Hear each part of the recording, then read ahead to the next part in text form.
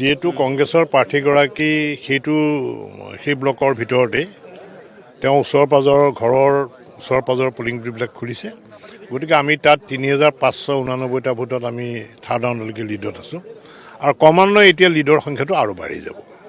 আমি প্ৰায় 20,000 ভোটত লিড আমি থাকিব লাগে। এতিয়াও ভাবে 20,000 ভোটত লিড কৰিব থাকিব লাগে। মানে এতিয়ালৈকে যিখিনি লিড কৰিলে এইকেইটা কোনকেইটা পঞ্চায়ত কোনকেইটা অঞ্চল? এইকেইটা তিনিখুটি, খৰাশিমলু, জিঞ্জিয়া, পাৰ্ট বাই পাৰ্ট গোটেই পঞ্চায়তবিলাক একেলগে খোলা নাই, পাৰ্ট বাই পাৰ্ট। গতিকে ইয়াৰ পিছত যেতিয়া বিহালী ব্লকত যেতিয়া যাম আমি, আমাৰ লিডটো আৰু বাঢ়ি যাব। আমি 20,000, মই আগতেও কৈছোঁ আৰু এতিয়াও কৈ আছোঁ, 20,000 ভোটৰ লিডত আমি থাকিম। গৌৰৱ গগৈ এতিয়াও কৈ আছে যে তেওঁলোকে ভাল ভোটত জয়লাভ কৰিব এইটো সমষ্টিৰ পৰা। ভাল ভোটত গৌৰৱ গগৈ ডাঙৰীয়ে জয়লাভ কৰা যদি তেওঁ যদি কৈছে, তেতিয়াহ'লে কেণ্ডিডেটৰ ঘৰৰ ওচৰৰ তাতে 3,589টা ভোটত আমি লিড হৈ আছোঁ। তে গৌৰৱ গগৈ কি অংক কৰিছে? তেওঁ অংকটো বুজা নাই মই কথাটো। ক'ত ভুল কৰিছে তেওঁলোকে? ভুল ক'ত কৰিছে? তেওঁলোকৰ ভুলৰ কথা মই কেনেকৈ ক'ম?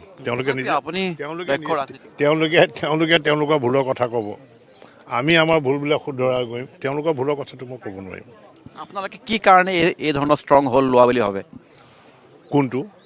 এতিয়ালৈকে যিটো ষ্ট্ৰং হোল্ড আপোনালোকে লৈছে অগ্ৰগতি?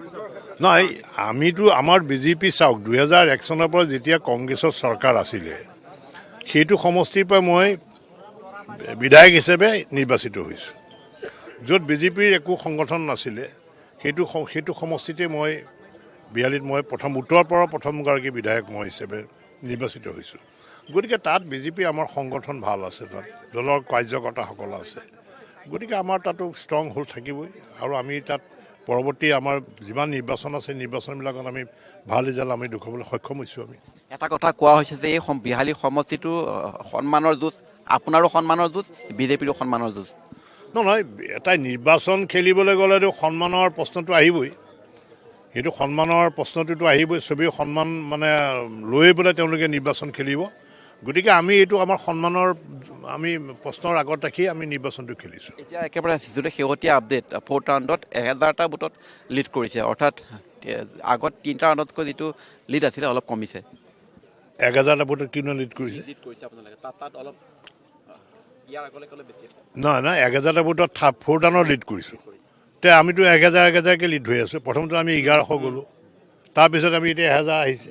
হয়তো সেইটো মাইনৰিটি এৰিয়া হ'ব পাৰে। মাইনৰিটি এলেকা বা কিমান ভোটৰ আশা কৰিছে? আমিতো মাইনৰিটি, মইতো চাওক, বাঘমাৰী অঞ্চলত মাইনৰিটি এৰিয়াত মই আগতে 25% বা 30% ভোট পাওঁ আৰু এইবাৰ আমি যথেষ্ট সেই অঞ্চলত গৈছোঁ, ৰাইজক আমি কৈছোঁ আৰু ৰাইজক আমি তেওঁলোকৰ লগত মিটিঙো কৰিছোঁ। গতিকে আমি মিনিমাম 45% পাব লাগে। তাত অসমীয়া মূলৰ যিখিনি মূল ভোট বুলি কয়, যিটো ধাৰণা আছে, সেই ভোট কম পাব বুলি যিটো ধাৰণা, এতিয়ালৈকে ফলাফলে কি কয়?